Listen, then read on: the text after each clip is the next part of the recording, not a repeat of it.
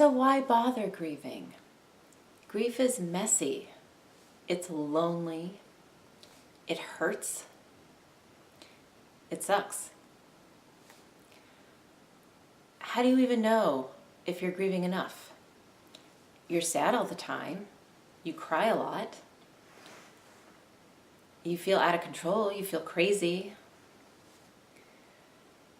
You long for your baby. You can't look at a pregnant woman without feeling mad.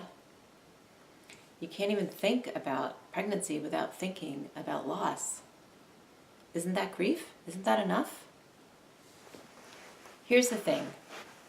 Most of us don't know how to grieve, and yet grief is natural.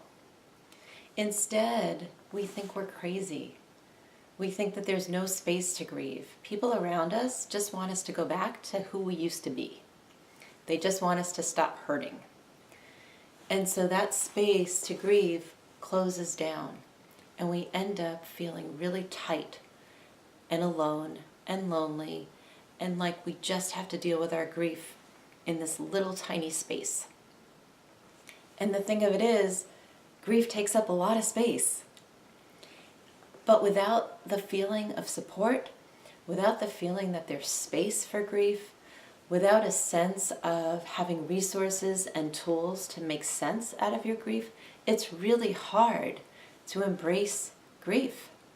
It's scary because it's big and it's overwhelming, and you're not expected to know how to get to shore.